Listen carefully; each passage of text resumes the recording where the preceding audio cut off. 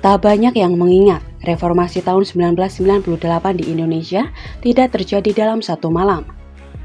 Rangkaian angin perubahan politik ini setidaknya sudah diawali setahun sebelumnya. Bermula pada awal Juli 1997 saat Thailand mendevaluasi mata uangnya terhadap dolar. Akibatnya, Thailand mengalami krisis keuangan yang merambat ke negara-negara lain termasuk Indonesia.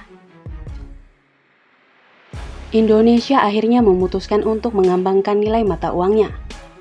Tindakan itu justru mengakibatkan nilai tukar rupiah terus menurun, bahkan sampai 109% dalam 6 bulan. Sebagai langkah pemulihan ekonomi, Indonesia menandatangani Letter of Intent dengan IMF.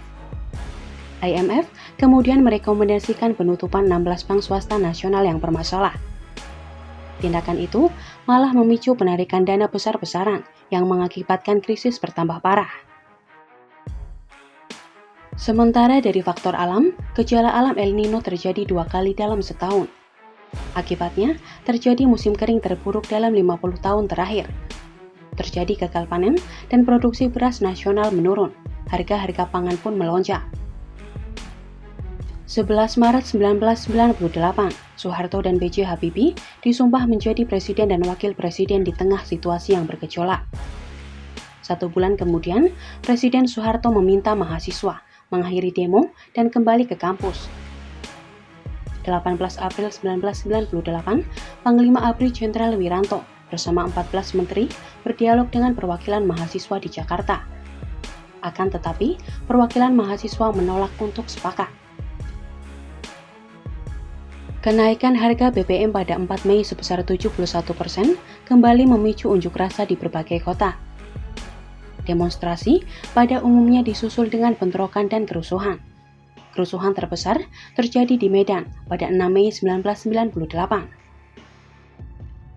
Pada 12 Mei 1998, 4 mahasiswa Universitas Trisakti Jakarta tewas ditembak aparat.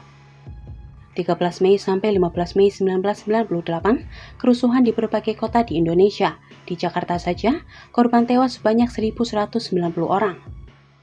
Dalam pertemuan 19 Mei 1998, 9 tokoh agama menyampaikan keinginan masyarakat agar Soeharto mundur.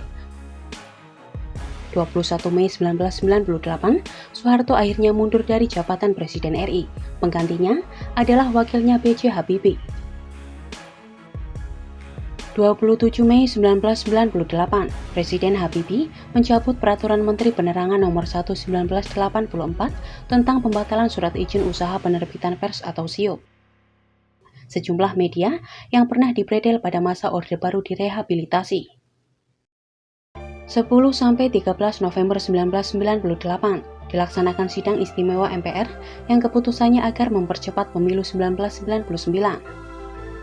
Di luar gedung DPR terjadi aksi unjuk rasa yang dihadang penjagaan aparat militer dan Pam Swakarsa. Akibatnya, korban sipil berjatuhan dan diperingati sebagai tragedi Semanggi I. 7 Juni 1999, pemilihan umum legislatif diikuti 48 partai dan memperebutkan 462 kursi.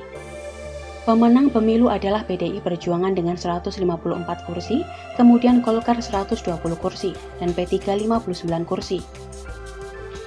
31 Agustus 1999, jejak pendapat di Timur Leste menawarkan opsi otonomi luas provinsi tersebut. Pada 4 September, PBB mengumumkan hasil jejak pendapat 78% menolak otonomi luas dan 21,5% menerima.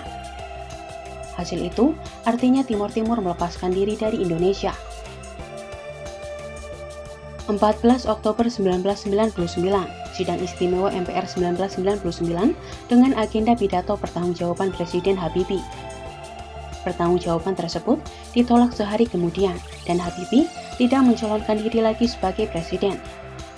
Fraksi Partai Golkar mengalihkan dukungan kepada Kiai Haji Abdurrahman Wahid yang kemudian menjadi presiden keempat Indonesia.